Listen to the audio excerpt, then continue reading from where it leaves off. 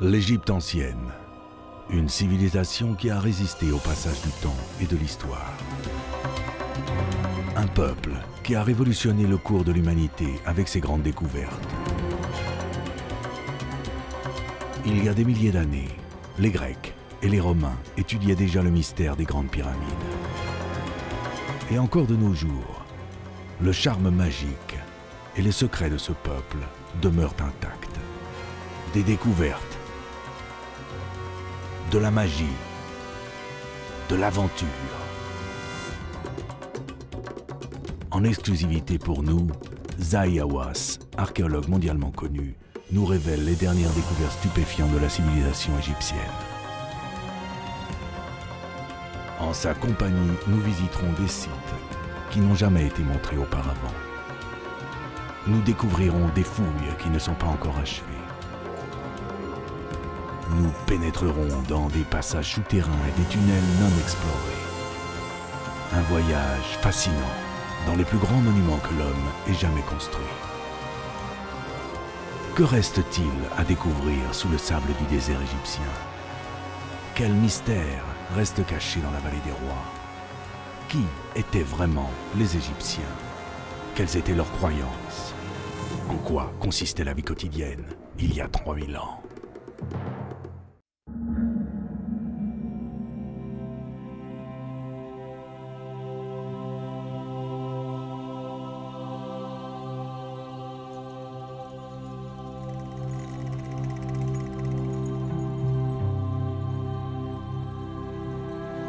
Un mystère qui durait depuis plus de 3200 ans devient la plus grande découverte archéologique du siècle grâce au courage et à l'intuition d'un homme.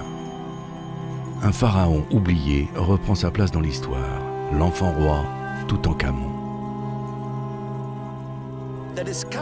La découverte de la tombe de Toutankhamon est la plus grande découverte archéologique. Cette découverte eut lieu le 4 novembre 1922. Howard Carter faisait des fouilles dans la vallée des rois et le porteur d'eau trouva l'entrée. Howard Carter arriva à l'entrée et trouva la tombe qu'il cherchait depuis 5 ans.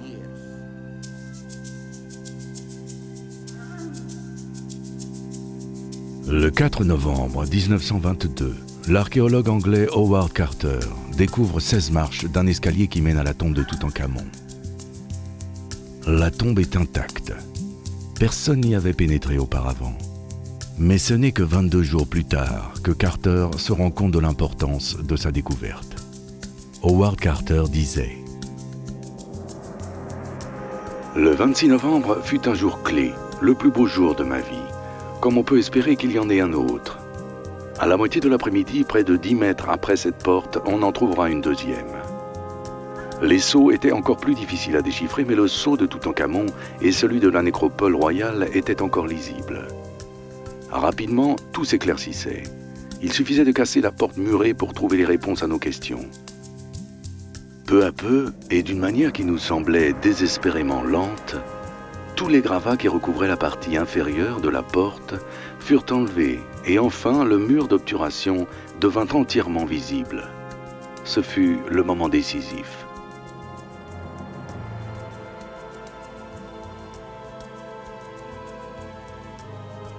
Face à ce mur, Howard Carter a-t-il pensé se trouver à un pas de la découverte archéologique du XXe siècle, un événement qui rendrait son nom immortel, ainsi que celui du pharaon qu'il menait à la lumière, Toutankhamon. Jusqu'à ce jour, Toutankhamon n'était qu'un nom oublié des siècles durant. Un pharaon qui ne vécut pas suffisamment longtemps pour laisser un signe tangible de son passage sur Terre. Un pharaon dont le nom n'apparaissait même pas sur les listes royales des dynasties de l'Égypte ancienne. Ces listes furent en fait interrompues entre Amenhotep III et Horemheb en omettant les noms de 4 souverains, les pharaons surnommés hérétiques, Akhenaton, Smenkhara, Haï et bien sûr Toutankhamon. Toutankhamon était un des rois de la 18e dynastie. C'était un jeune roi qui mourut à l'âge de 18 ou 19 ans. Il y a une sorte de secret ou de mystère sur la manière dont il est mort. L'enfant pharaon vécut et régna pendant une des périodes les plus troubles de l'histoire de l'Égypte. Il devint roi peu après la mort d'Akhénaton, le souverain qui mena à bien une révolution sociale, politique et religieuse sans précédent. Le panthéon égyptien fut remplacé par un dieu unique, Aton, le soleil, pour lequel Akhénaton construisit une ville entière, Tel El Amarna, et ferma tous les temples dédiés aux autres dieux.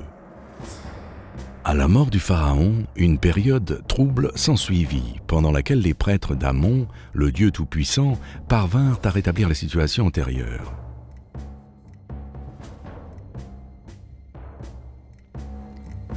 Toutankhamon ramena de nouveau le centre religieux du pays à Karnak. Et de nombreux éléments qu'Akhénaton avait faits pour changer le culte d'Aton et pour faire disparaître le culte d'Amon-Ré furent détruits. Le centre religieux revint à Karnak et Amon-Ré devint à nouveau le dieu le plus important. Les temples d'Akhénaton furent démontés et les pierres réutilisées dans d'autres monuments. Ce qui est pratique, car certains temples ont été préservés malheureusement de manière fragmentée. En 1339 avant Jésus-Christ, avec le soutien des mêmes prêtres, Toutankhamon devint pharaon à l'âge de 9 ans. Avant la découverte de sa tombe, codifiée sous le numéro KV62, on savait peu de choses sur ce jeune roi. Mais aujourd'hui, il est bien plus connu que n'importe quel autre pharaon d'Égypte ancienne. Toutefois, certains aspects de sa vie restent enveloppés de mystères, comme par exemple l'identité de ses parents. Si on regarde la famille de Toutankhamon, comme je l'ai dit précédemment, certains spécialistes pensent que son père était Amenhotep III. Je pense que son père était Akhenaton.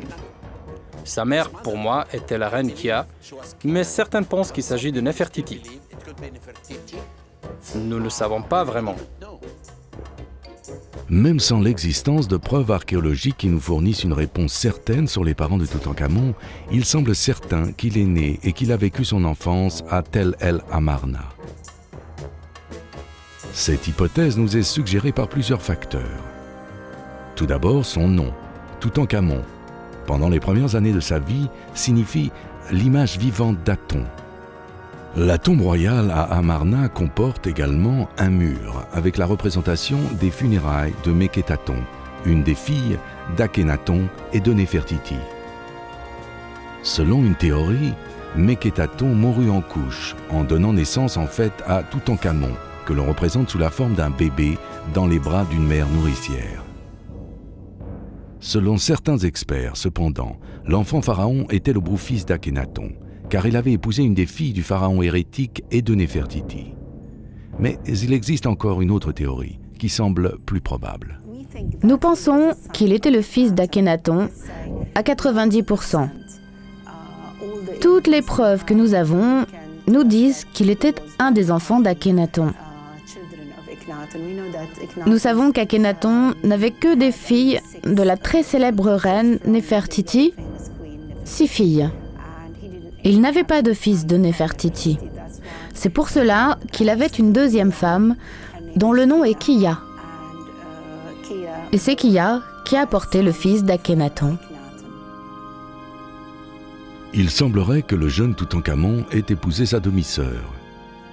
La seule certitude que nous ayons est que le garçon fut couronné à Tel El Amarna, mais qu'il abandonna rapidement cette ville pour revenir à Thèbes, où il changea son nom pour celui de Toutankhamon, l'image vivante d'Amon. La présence de Toutankhamon dans la ville a dû être brève. On ne trouve pas de changement des noms des temples pour attester de sa présence. Et la plus grande date sur tout type de documents confondus ici, essentiellement des étiquetages des jarres, c'est celle de l'an 2. Puis nous savons qu'il se trouve à Memphis, où il signe un décret. Un décret qui rejette tout ce que Akhenaton a fait et qui restaure les temples.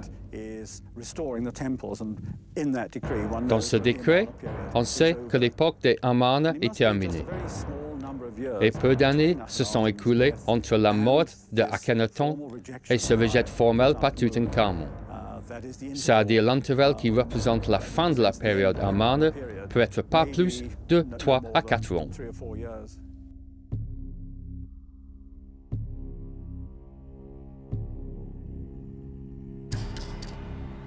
La première tâche qui incombe au très jeune pharaon est de réintroduire le culte d'Amon. Le pays était accablé. Les sanctuaires des dieux tombaient en ruine.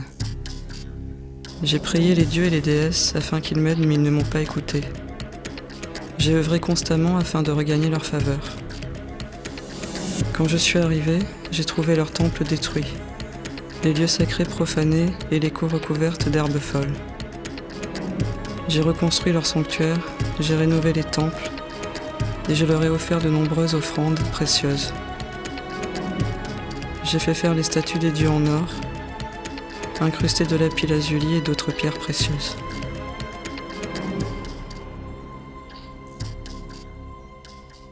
La réintroduction du culte d'Amon était une décision très importante que Toutankhamon ne pouvait prendre à lui seul.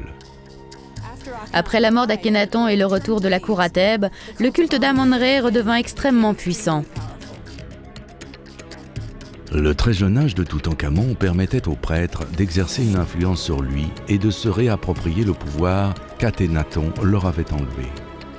Ce rétablissement fut suivi d'un retour à Thèbes en tant que capitale du royaume.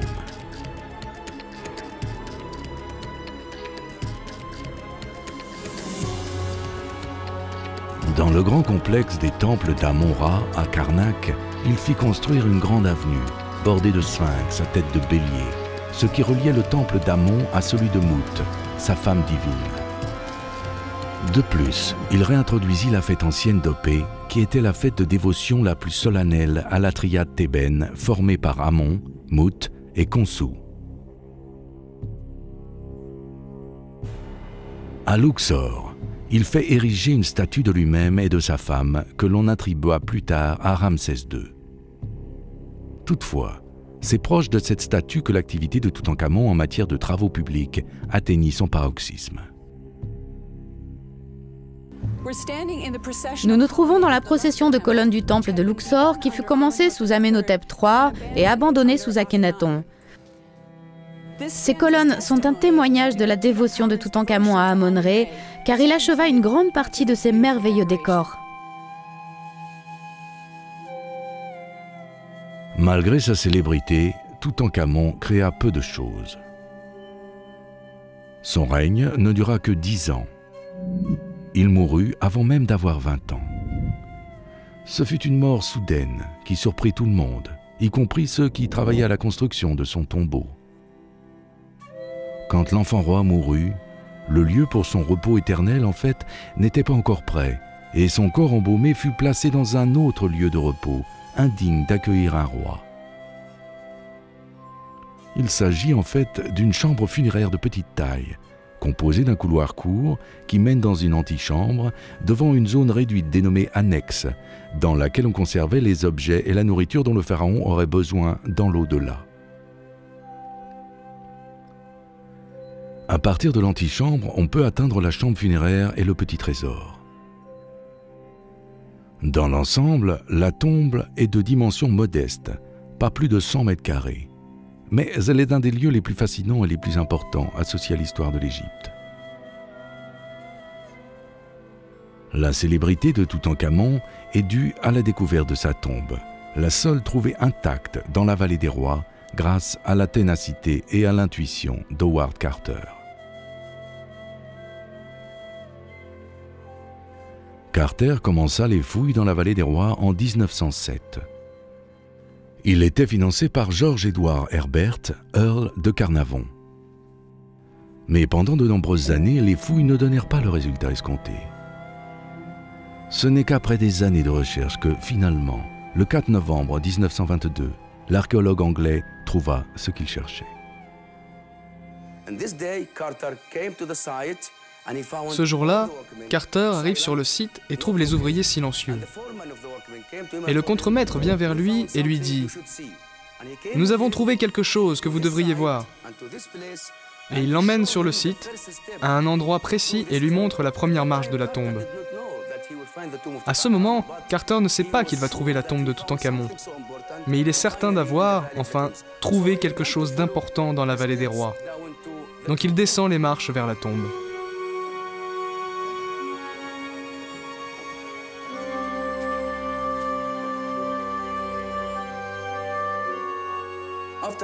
Après avoir fini de nettoyer l'escalier, il parvient à une entrée qu'il trouve bouchée, avec les sceaux de la nécropole de la vallée des rois.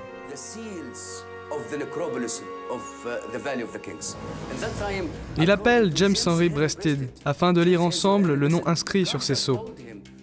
Et il voit qu'il s'agit des sceaux avec les cartouches de Toutankhamon.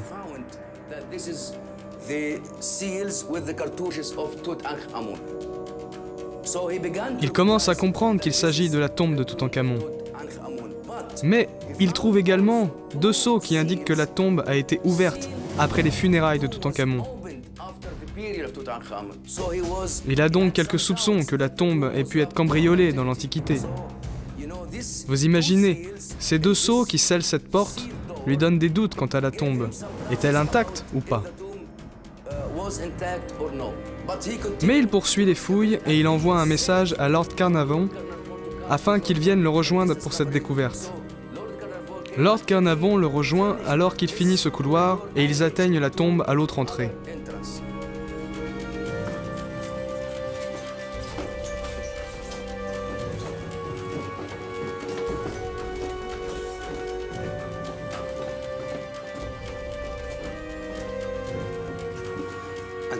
Jusqu'à son arrivée, toutes les entrées étaient fermées et scellées, avec les noms de Toutankhamon. Et là, à cet endroit, Lord Carnarvon le rejoint. Et ils se mettent à briser les sceaux ou cette porte afin de voir ce qui se trouve à l'intérieur. Carter allume une bougie pour voir ce qui se trouve à l'intérieur et Lord Carnarvon lui demande « Que voyez-vous? Que voyez-vous » Et il répond « Je vois une lueur d'or à l'intérieur ». Ce qui signifiait que la tombe était intacte quand il la voit pour la première fois. Il voit également, avec Lord Carnarvon, pour la première fois, que la tombe est remplie d'objets. Des milliers et des milliers d'objets. La tombe déborde d'objets, c'est un grand moment pour eux. Vous savez, ce qu'ils ont trouvé se trouve dans tous les livres d'égyptologie, car ce fut un grand moment pour l'histoire de l'égyptologie. Et aussi car, pour la première fois, on trouvait une tombe intacte dans la vallée des rois.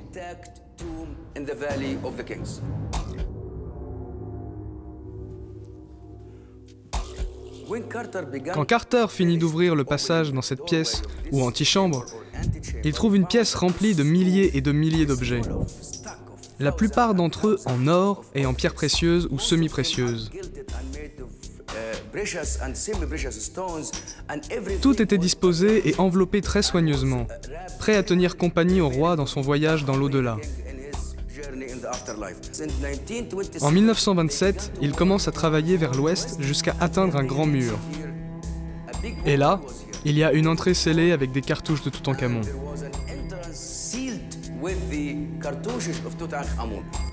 Carter était parvenu à un moment clé. L'antichambre était presque dégagée et il allait casser le mur qui le séparait de la chambre funéraire, où il espérait trouver la momie du pharaon encore intacte. Howard Carter disait « Avec un soin extrême, je cassai le plâtre et commençai à retirer les petites pierres qui formaient le haut de la partie supérieure du mur. Le désir de tout arrêter pour regarder à l'intérieur était irrésistible et, quand au bout de 10 minutes, le trou était suffisamment grand pour regarder à l'intérieur, j'insérai une lampe torche. La lumière me révéla un spectacle ahurissant. La vingtaine de personnes qui se trouvaient dans le tombeau à côté de Carter lui demandèrent s'il voyait quelque chose. Ce à quoi l'archéologue répondit « Oh oui, des merveilles ». Encore la voix d'Howard Carter. À environ 1 mètre de la porte dans quelque direction que ce soit, une quantité importante de matériaux bloque l'accès à la chambre. Ce n'était rien d'autre qu'un mur, en or massif. Il vit le reflet de l'or qui brillait sur son visage. car les tombeaux en bois doré qui recouvraient les sarcophages du roi se trouvaient juste derrière ce mur. Et ils se mirent à soulever les tombeaux, 6 tombeaux, systématiquement, l'un après l'autre, jusqu'à atteindre ce merveilleux sarcophage en quartzite. Puis, ils soulevèrent le haut du sarcophage. Une fois la partie supérieure du sarcophage enlevée, Carter trouva le sarcophage extérieur, fait en or massif. Puis ils l'ouvrirent et trouvèrent un autre sarcophage, fait en bois doré, et quand ils le soulevèrent, ils se retrouvèrent face à la momie. Malgré la taille réduite, la tombe est recouverte de représentations qui ont toutes beaucoup à nous raconter. Regardez au début. On peut voir les funérailles. On amène la momie de Toutankhamon dans un tombeau et on amène la momie au tombeau. Puis après cela, nous avons Haï, le grand prêtre qui devint roi d'Égypte, qui ouvre la bouche de Toutankhamon, tel Osiris, et lui dit « Je t'ouvre la bouche afin que tu puisses manger. Je t'ouvre les yeux afin que tu puisses voir. Je t'ouvre le nez afin que tu puisses respirer dans l'au-delà et tu deviendras roi. » Puis vous avez des scènes de Toutankhamon en compagnie de dieux, en particulier Hathor, la déesse de la beauté et de l'amour, et Osiris. Regardez, ils le tiennent avec amour et affection. Osiris lui dit « Viens dans mon royaume, tu deviendras l'un d'entre nous, tu deviendras Dieu. » Et Hathor, tout comme Isis, sa mère, le tient avec amour.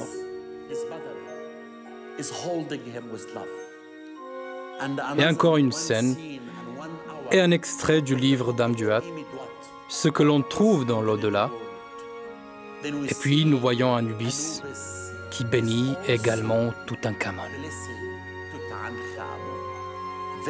Peu de scènes, mais toutes très importantes, qui nous montrent qu'Osiris acceptait le roi Tout, qui reposait sous des cercueils en or pour vivre pour l'éternité. La nouvelle de la découverte se répand rapidement dans le monde entier. Et elle devient encore plus sensationnelle de par une supposée malédiction qui semble frapper ceux qui ont pris part à la découverte. On dit en fait qu'à l'intérieur de la chambre funéraire, on trouva une tablette en terre cuite qui disparut par la suite avec une inscription explicite. « Les ailes de la mort frapperont quiconque osera déranger le repos du pharaon. » À l'époque, on apporta différentes versions de la malédiction, mais toutes s'accordaient à rendre responsable pour tout événement malheureux la colère du pharaon, dont le repos éternel avait été dérangé après près de 33 siècles. Ce qui donna naissance à cette légende fut la mort soudaine de Lord Carnarvon, quelques mois après la découverte. Dans les années qui suivirent, plusieurs personnes associées, même indirectement à la découverte de la tombe, eurent différents accidents.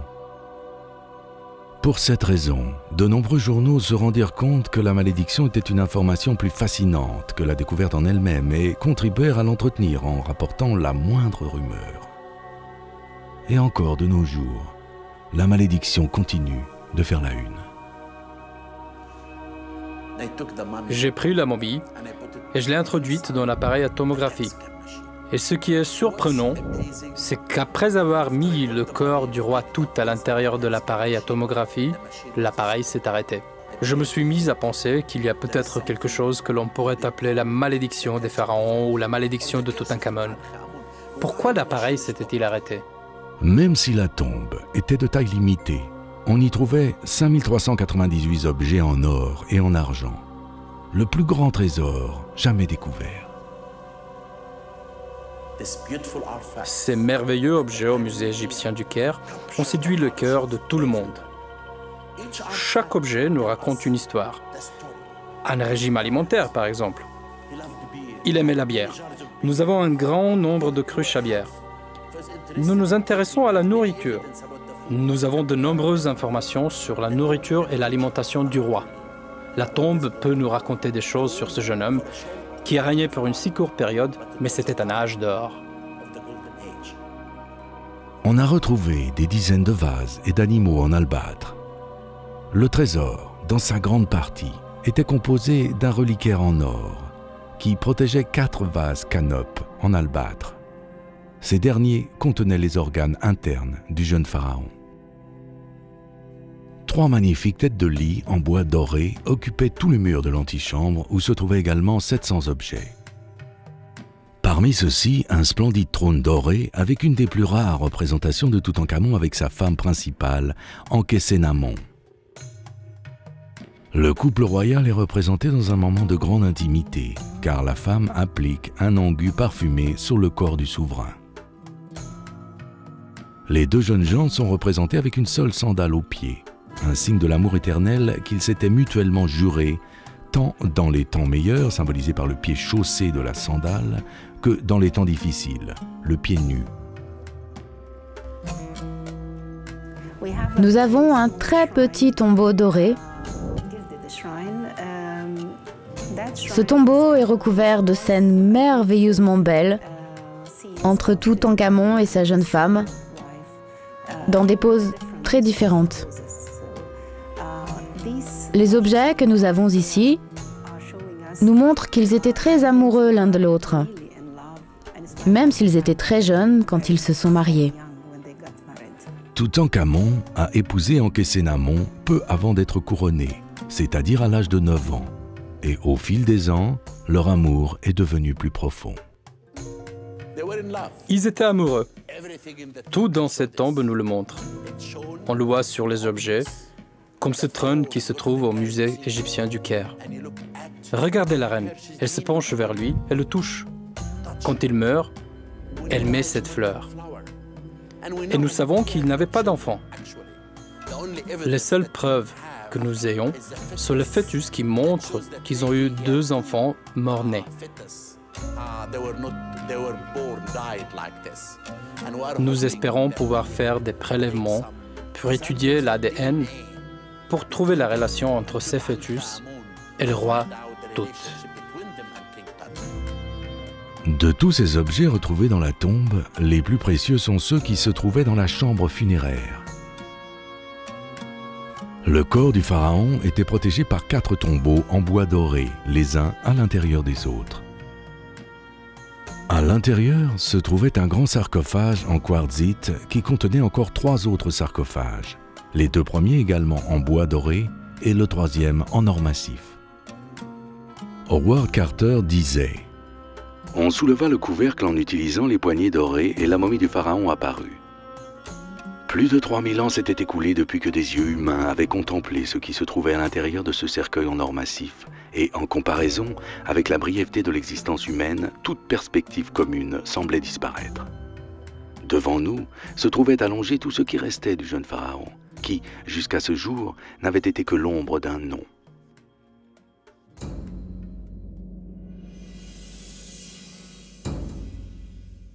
Le visage de la momie était protégé par un merveilleux masque en or qui nous indiquait la physionomie du pharaon. Le plus bel objet sur Terre, le masque en or. J'ai l'impression qu'il parle.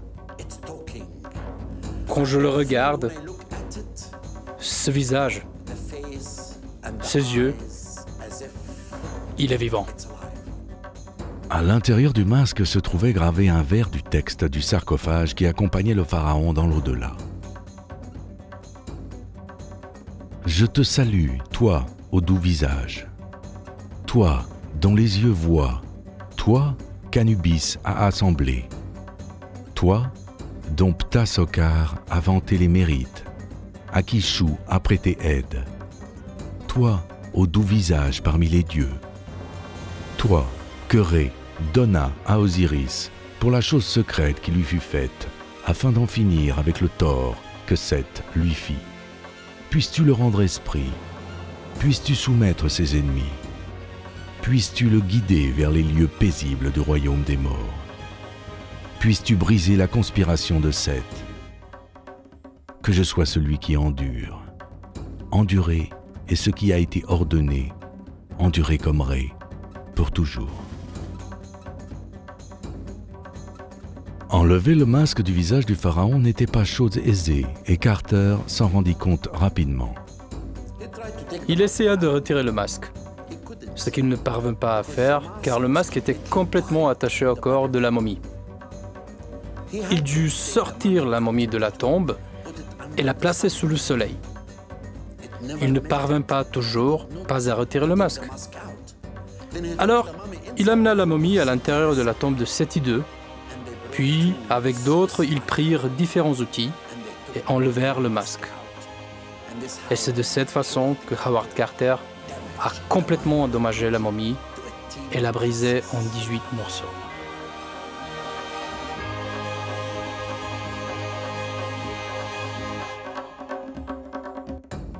La manière de procéder de Carter et les recherches sur la momie qui suivirent ont laissé la momie dans un état très détérioré.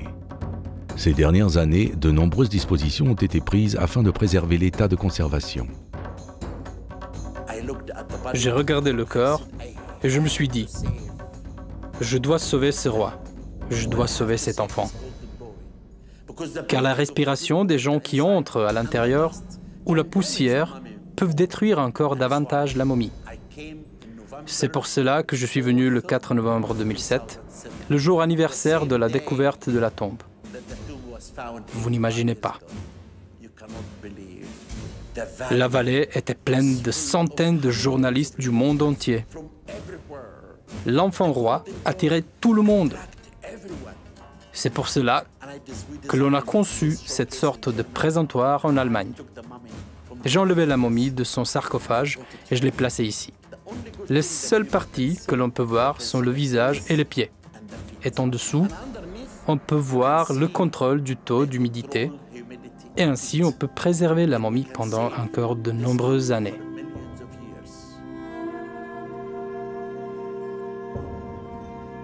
Les analyses ont donné des résultats surprenants. En particulier en ce qui concerne un des mystères les plus obscurs se rapportant à Toutankhamon, la véritable cause de sa mort soudaine. Pendant des décennies, la théorie la plus acceptée était celle de l'homicide.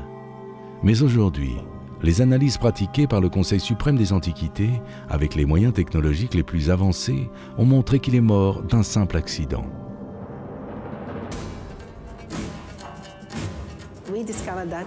Nous avons découvert qu'il n'avait pas été tué comme on le pensait au siècle dernier.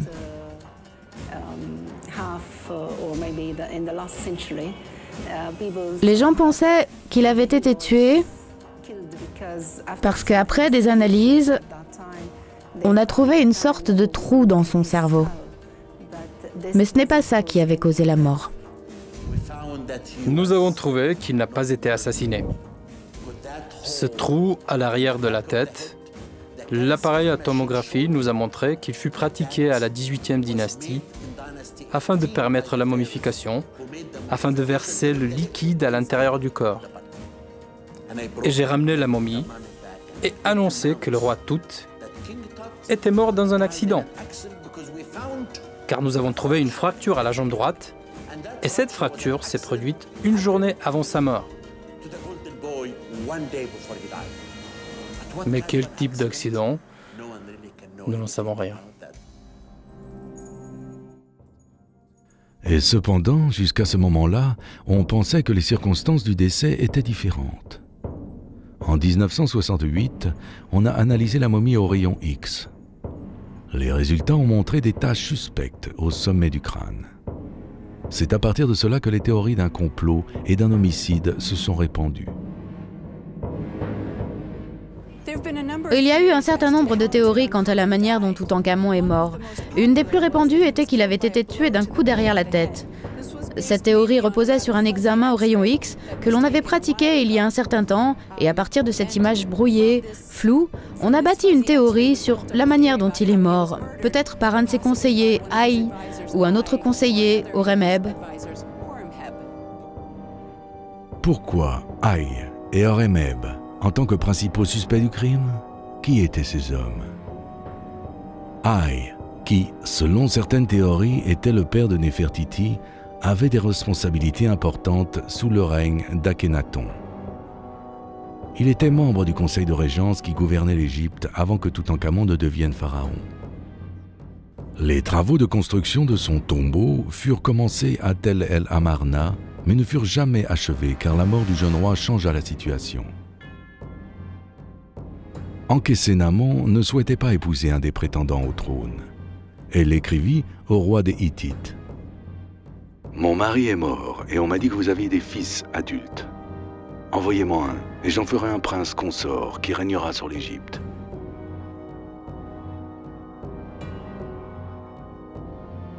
Le souverain hittite accepta la proposition et envoya un de ses fils à la reine. Le prince, cependant, ne parvint jamais à la cour de Thèbes. Il fut tué pendant son voyage vers l'Égypte par des assassins, envoyés peut-être par Haï. Selon certaines théories, Ankhésénamon épousa le vieux prétendant. Selon d'autres, elle ne l'épousa pas et on ne sait rien d'autre d'elle. La seule certitude est que Haï, même s'il n'était pas de sang royal, devint le 11e pharaon de la 18e dynastie. À 17 ans, il parvient à satisfaire sa plus grande ambition.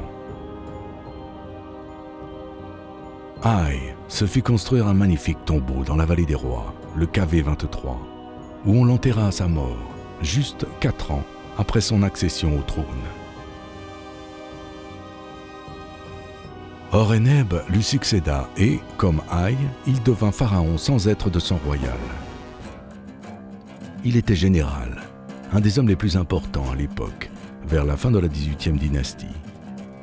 Il prit part au conseil de régence qui choisit Toutankhamon pour devenir pharaon et fut un de ceux qui lutta pour le pouvoir à la mort de Toutankhamon. 2 tombeaux sont conservés pour Horemheb.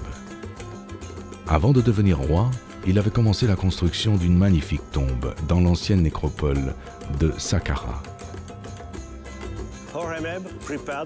Horemheb s'est préparé un tombeau à Saqqara, dans la nécropole de Memphis, un tombeau qui devient de plus en plus grand, avec des cours, de nouvelles colonnes. Quand il devient roi, il doit faire un choix. Ce tombeau ne convenait pas pour le nouveau roi, car les rois sont enterrés dans la vallée des rois, à Thèbes et à Luxor. Donc Haï, quand il devient roi, se prépare un tombeau à Thèbes. Entre parenthèses, Haï avait peut-être un tombeau à Saqqara, qui reste à découvrir. Et pour Horemheb, c'est la même chose. Il se fait construire une splendide tombe pour lui dans la vallée des rois. La tombe d'Horemheb dans la vallée des rois, dénommée KV57, semble inachevée. Les murs de la chambre funéraire sont décorés de scènes en relief, à différentes étapes d'achèvement. Mais elles sont très utiles pour comprendre le processus que les artistes suivaient pour obtenir ce type de décoration. Dans l'ensemble, la tombe d'Horemheb est une des plus grandes de la vallée des rois, et elle fait véritablement 2 fois la taille de celle de son prédécesseur, Haï, le courtisan manipulateur, qui devint pharaon à la mort de Toutankhamon. Mais la tombe de Haï retient un autre mystère. En fait, il semblerait qu'elle fut construite au départ pour Toutankhamon. Mais à la mort soudaine du jeune pharaon, l'ancien vizir l'aurait enterré dans la tombe qui lui était destinée et qui, à ce moment-là, était achevée.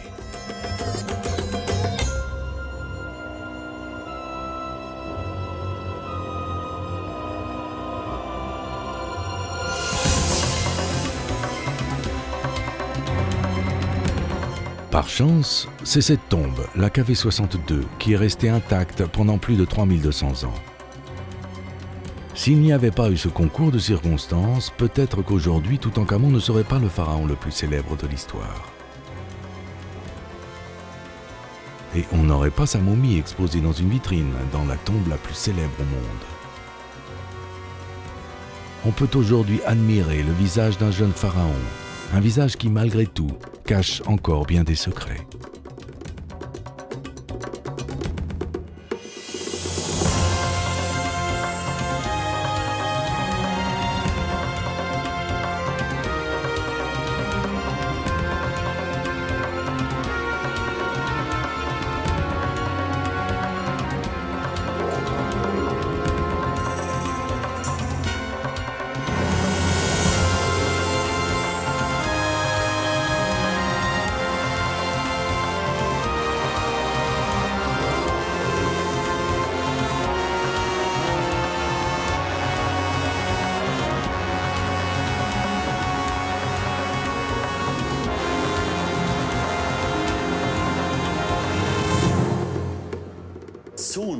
Nous allons bientôt comparer le ADN de l'enfant roi avec le squelette d'Akhenaton et nous pourrons découvrir l'autre famille de Toutankhamon.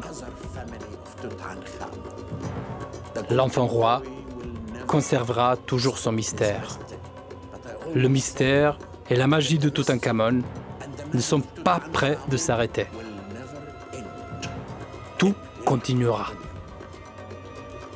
Howard Carter disait « Le mystère de la vie de Toutankhamon continue de nous échapper. Les ombres se meuvent, mais l'obscurité ne se dissipe jamais complètement. »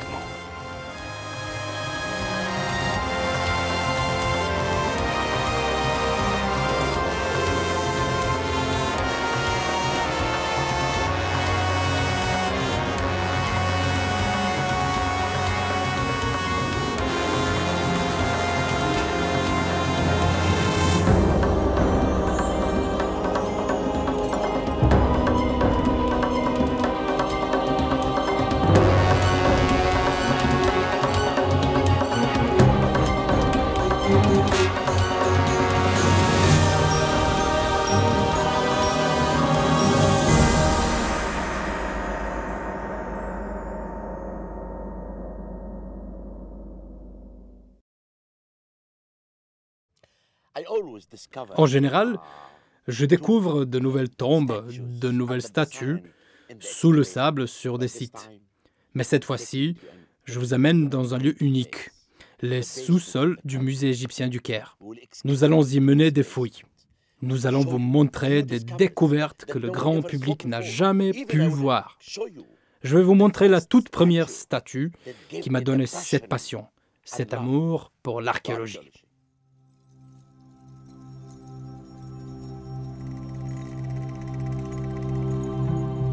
Inondé chaque année au beau milieu de l'été par l'eau qui nourrit la terre.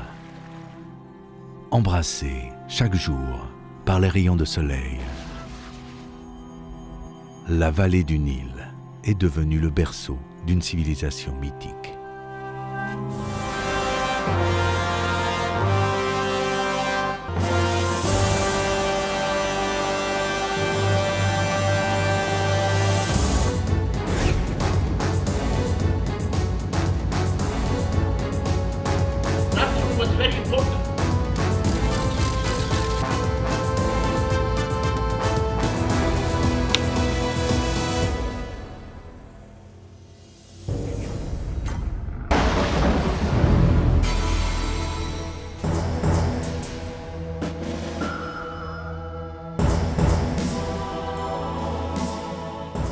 Plus d'un siècle s'est écoulé depuis que cet élégant bâtiment néoclassique dans le centre du Caire concentre plus de 3000 ans d'histoire de l'ancienne Égypte. Le musée détient la plus grande collection d'objets de l'ancienne Égypte.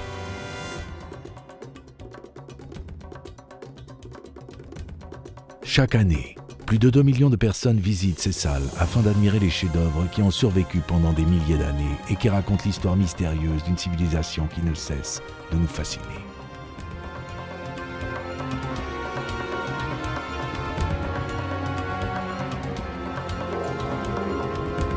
Un lieu magique où les signes évidents de la grande civilisation des pharaons se retrouvent dans de longues séries de salles, de galeries et de grands cabinets.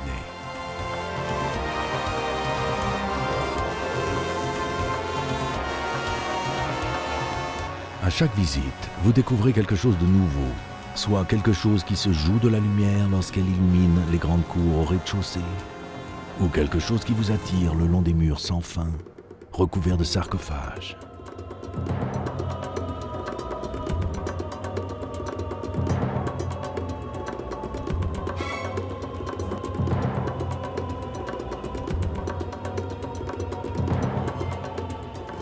Jusqu'à ce qu'on découvre le merveilleux masque du jeune Toutankhamon, dont la beauté, à chaque fois, coupe le souffle, comme si on le découvrait pour la première fois.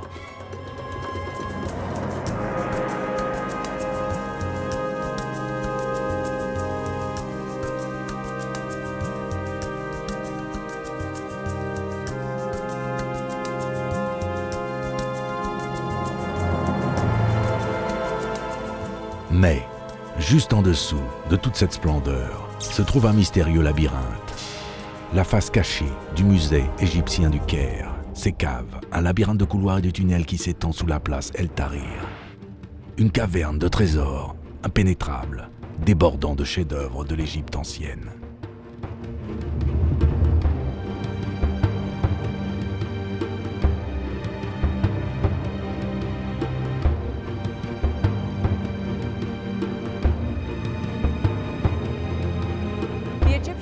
Le musée a été conçu pour contenir environ 20 000 pièces, mais à l'heure actuelle, on en dénombre environ 200 000. Un certain nombre sont exposés dans les galeries supérieures, où je me trouve, mais beaucoup se retrouvent dans les couloirs étroits que constituent les sous-sols du musée. Pendant un siècle, des objets provenant de fouilles dans tout le pays ont été amenés et stockés ici, souvent sans même être enregistrés ou archivés correctement. Nettoyer et organiser le sous-sol, c'est presque comme participer à de nouvelles fouilles, et de très nombreux objets intéressants sont mis à jour. Pendant très longtemps, le musée a tenu le rôle d'entrepôt central pour toute l'Égypte. Toute mission en Égypte qui trouvait un objet l'apportait au musée égyptien. Pendant la première moitié du XIXe siècle, l'Égypte décide de mettre un terme à une pratique courante inadmissible. Depuis des dizaines d'années, les étrangers en visite avaient été fascinés par la splendeur de l'art égyptien et tentaient de repartir avec une de ces merveilleuses antiquités, des obélisques jusqu'aux bijoux.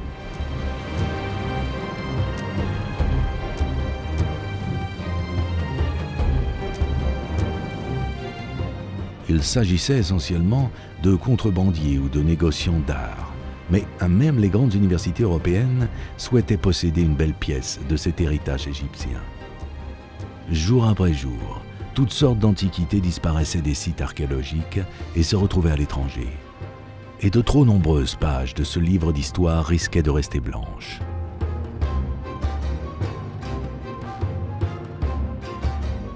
En 1835, le service des antiquités égyptiennes est fondé afin d'essayer d'enrayer le pillage de ces trésors.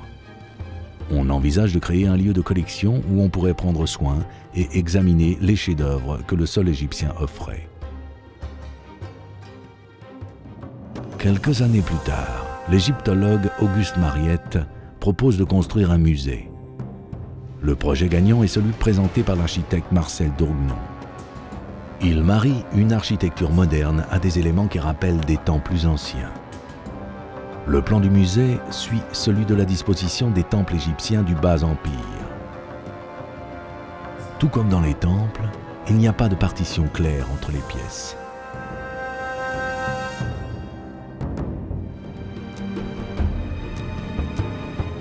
Ce bâtiment de 2 étages contient environ une centaine de salles qui entourent une cour centrale. Le musée est également équipé d'un sous-sol destiné à être utilisé en tant qu'entrepôt pour les objets en transit. À l'époque, les antiquités parviennent sans arrêt au musée et les archives sont écrites à la main. Rapidement, les caisses sont stockées au hasard et le sous-sol n'est plus qu'une solution temporaire, mais est devenu un lieu d'entreposage permanent.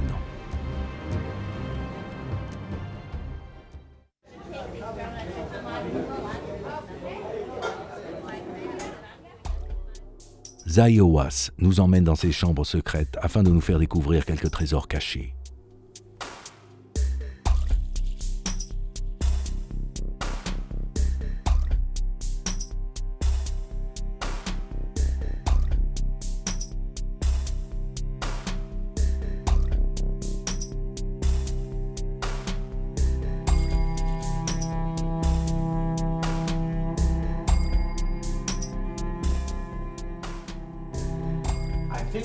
La personne qui fouille véritablement les caves, c'est Saba. Le sous-sol de musée fait partie de Saba. Elle vient ici tous les jours, elle ouvre des boîtes, des coffres, etc. Elle a fait une découverte très intéressante, quelque chose trouvé en 1922, une tombe dans une cachette, près d'une porte nommée El Salahana. Cette tombe a été trouvée par un archéologue français. Les objets les plus étonnants de cette tombe sont les scènes qui représentent Anubis et Wikawet, elles sont vraiment uniques. C'est très rare de trouver une stèle avec des représentations d'Anubis et de Wipwawet. Pour les Égyptiens d'Égypte ancienne, Anubis est le dieu des cimetières, le dieu des momies, celui qui garde les cimetières. Et Wipwawet est celui qui ouvre la porte.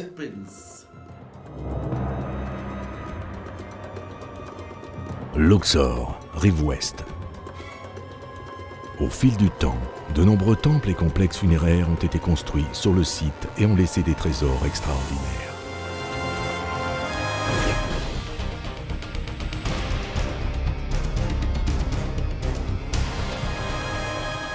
En 1891, on a trouvé dans le sable Bab el-Gazus, c'est-à-dire la porte des prêtres, un site qui contenait une tombe avec 154 sarcophages.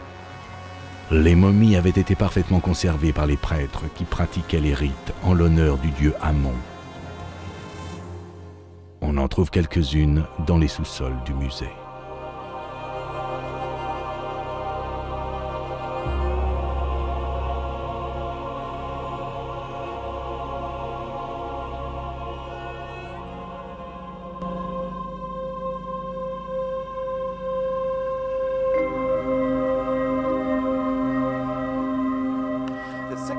Les secrets du musée égyptien du Caire sont étonnants. Dans ce sous-sol, il y a plus de 5 momies dans un très bon état de conservation, comme les 2 momies que voici. Et on a trouvé plus de 150 sarcophages sur la rive ouest de Luxor. En 1881, un membre de la famille d'Abdullah Sul, une famille qui connaît les secrets de la vallée de Roi et la rive ouest de Luxor, a trouvé une cachette à plus de 10 mètres de profondeur dans une fosse. C'est à l'intérieur que se trouvaient les momies des pharaons.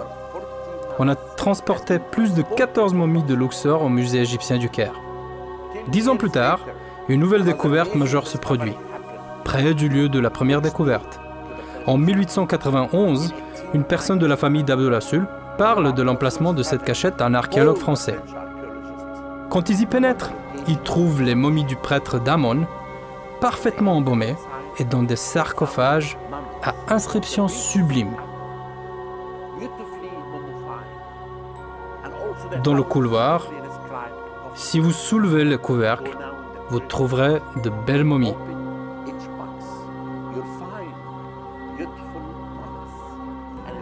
Je pense que ces momies et ces sarcophages pourraient être exposés dans n'importe quel musée.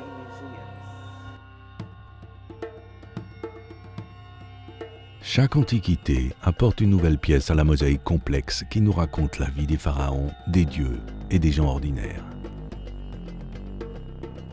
Les historiens sont restés longtemps perplexes par les énigmes que posaient les hiéroglyphes.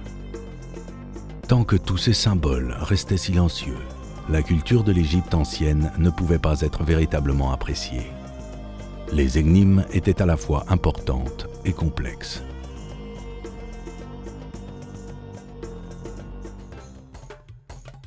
Le 2 juillet 1798, les troupes du général Bonaparte arrivent au Caire. Le contingent militaire est accompagné d'une commission scientifique composée de 167 savants. Elle comprend des astronomes, des biologistes, des géomètres et des illustrateurs dont la mission est de décrire l'Égypte et ses nombreuses caractéristiques.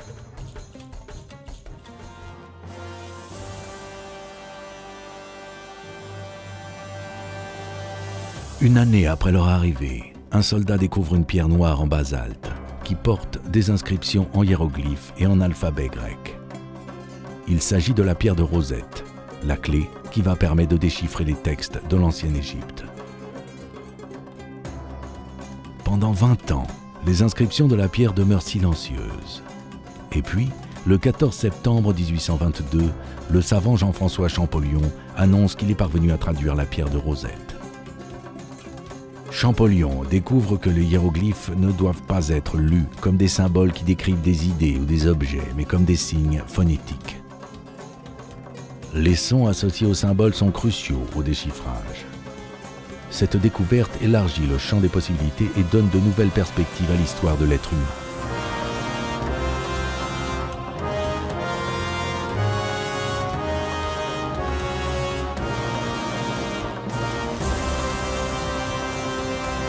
La découverte de Champollion crée un regain d'intérêt pour l'Égypte ancienne, que l'on dénomme encore aujourd'hui égyptomanie, et qui se répand dans le monde entier.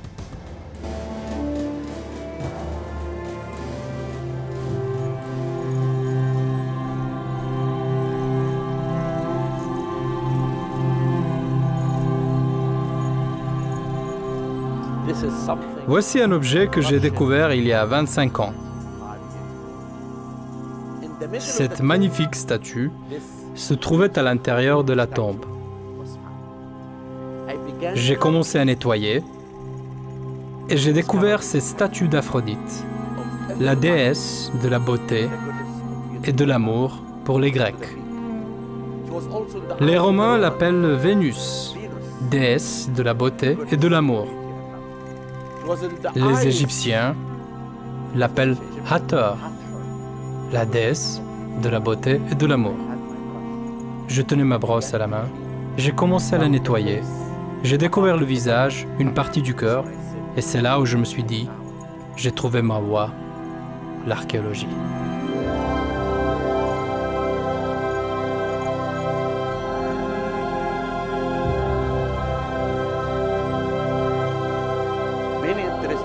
On peut apprendre beaucoup de choses intéressantes de ce sous-sol. Il ne s'agit pas que de découvertes. Il s'agit également des savants qui sont venus afin d'analyser les objets et qui ont commencé à nous raconter des histoires. Que savons-nous de cet objet? C'est un bloc de pierre, du granit. C'est la partie inférieure d'une statue. Quelle statue? Nous pouvons déduire de la cartouche ici qu'il s'agit de Nebmatre. Et qui est Nebmatre?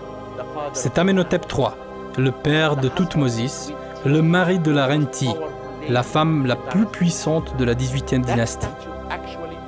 Le savant pensait que la statue provenait d'Armant. C'est une petite ville au sud de Luxor.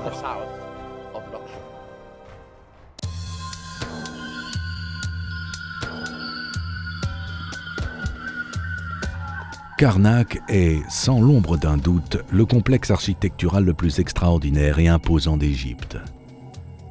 C'est la demeure du dieu Amon que chaque pharaon honore pendant des siècles en construisant une partie de ce temple. Le temple devient ainsi un véritable labyrinthe de bâtiments sacrés, décorés de colonnes majestueuses, d'obélisques et de statues. Le 3 octobre 1899, un tremblement de terre détruit 11 colonnes et laisse la cour principale en ruine. Le site est reconstruit par un groupe d'experts et en 1903, l'archéologue Legrain découvre un parterre en albâtre. Sous ce parterre se trouve une galerie qui mène à une chambre où se trouvent 17 000 statues au bas mot. La plupart sont exposées dans le musée, mais une grande partie d'entre elles reste cachée sous terre.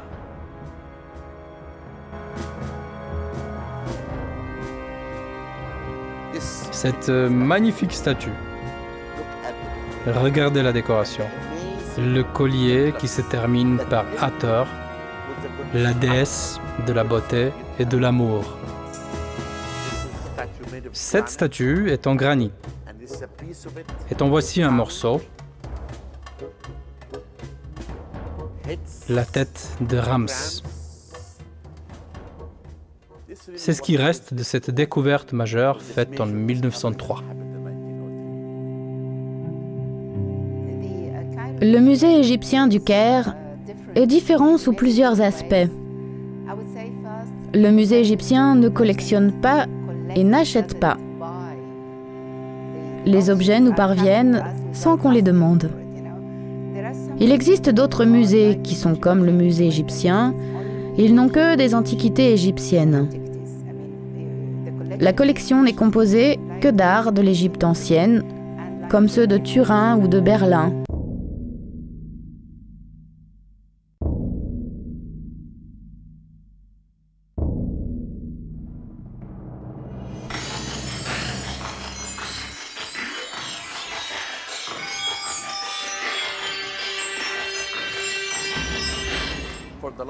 Ces 100 dernières années, des archéologues de 20 pays nous ont apporté ces objets.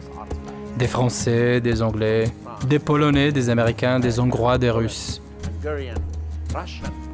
Ils ont découvert des statues, des poteries, des momies et d'autres objets superbes. Manfred Bittak a fait des fouilles sur le site de Tel el-Daba. Le site de Tel el-Daba se trouve dans l'est du delta du Nil, sur la route de l'ancienne capitale Memphis, vers le Sinaï. L'Institut archéologique autrichien fouille le site depuis 1966. L'objet le plus intéressant qu'ils ont trouvé est la tête de quelqu'un qui n'est pas égyptien, de par le style de cette tête. Il ne s'agit pas d'un Égyptien, mais d'un Asiatique, un dignitaire. Il a une coiffure en forme de champignon, avec des cheveux roux. Et si vous l'examinez attentivement, vous remarquerez qu'il a la peau jaune. La couleur de la peau des étrangers du Nord dans l'art égyptien. Et c'est très curieux de trouver quelque chose comme ceci en Égypte. Mais qui est donc cet étranger? D'où venait-il? Et pourquoi venait-il à Memphis? En Égypte, on trouve un dignitaire asiatique au service des pharaons, qui porte le titre de prince de la suite royale. Son travail consiste à organiser des expéditions commerciales, le commerce, et également peut-être des expéditions minières au Proche-Orient. Je pense que c'est l'explication la plus probable à la présence de ces dignitaires asiatiques.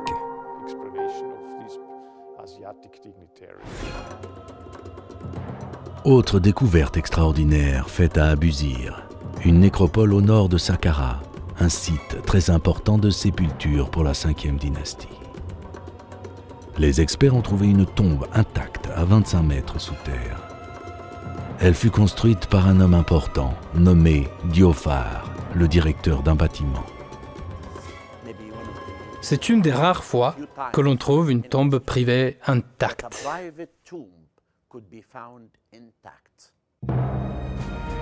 Le sarcophage pèse plus de 60 tonnes, le couvercle près de 30 tonnes.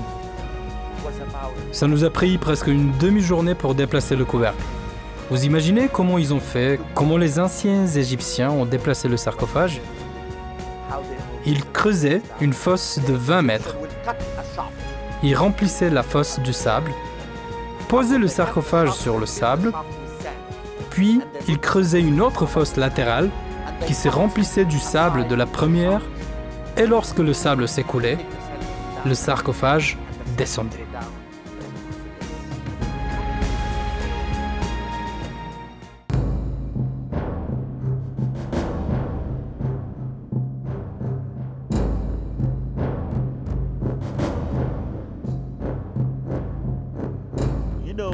Dans cette boîte, on dénombre 408 shawaptis. Les shawaptis sont des petites statues qui restent derrière le défunt et qui font le travail dans l'au-delà que le défunt leur demande de faire. Pourquoi 408? Parce qu'ils partent à la fin de la journée. C'est-à-dire, chaque statue travaille une journée, donc 365 statues. Puis, il reste 35 statues qui sont des contremaîtres et 4 ou 8 directeurs.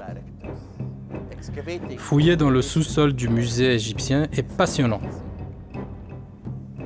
Aucun autre lieu au monde, ni site, ni musée, ne peut nous en raconter autant sur l'Égypte ancienne que les sous-sols du musée égyptien du Caire.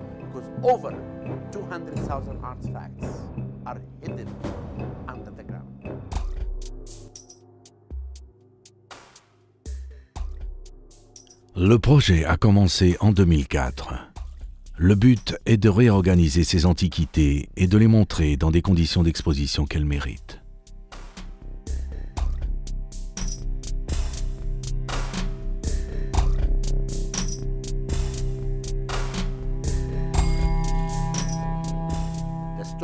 Je vais vous dire pourquoi, quand je suis devenu chef du département des antiquités, j'ai décidé de changer le sous-sol. Quand j'étais jeune, je suis allé sur un site pour des fouilles. Je ne voulais pas devenir archéologue. Je détestais ce métier. Tous les jours, j'étais sous les tentes à détester ces fouilles. Nous étions sur un site archéologique important, dénommé comme Abu Pilou. À l'époque, je ne savais pas tout cela. Nous avons découvert des temples, des cimetières, des tombes.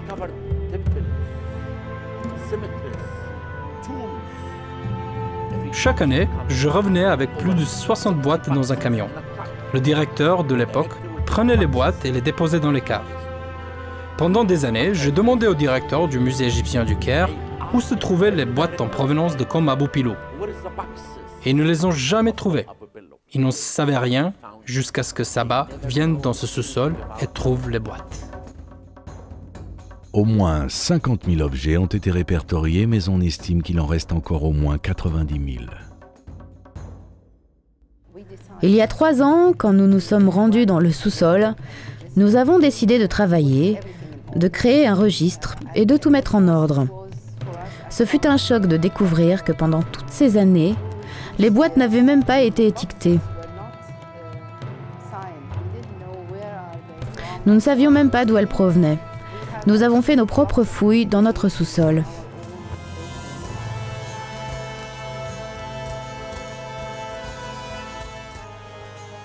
En Égypte, le passé et le futur avancent au même rythme.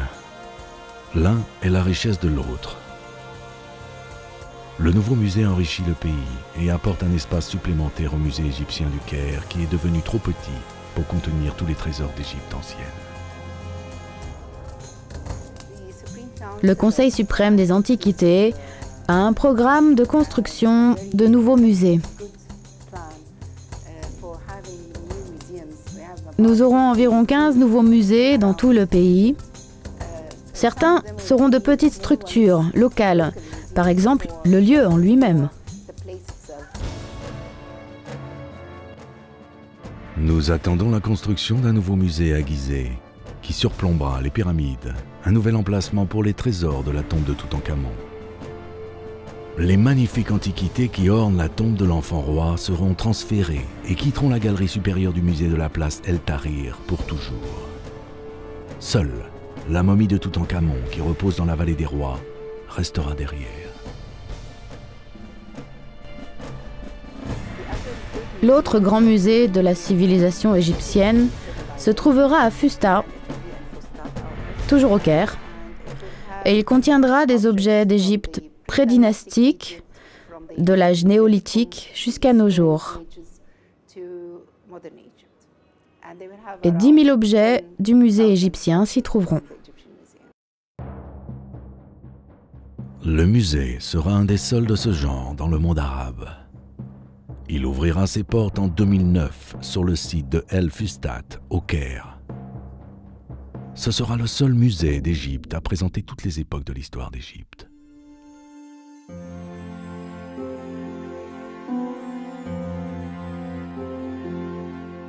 Les salles à thème présenteront une collection riche des nombreux aspects historiques de cet extraordinaire pays. L'Égypte compte sur le futur pour présenter son plus grand trésor, son passé.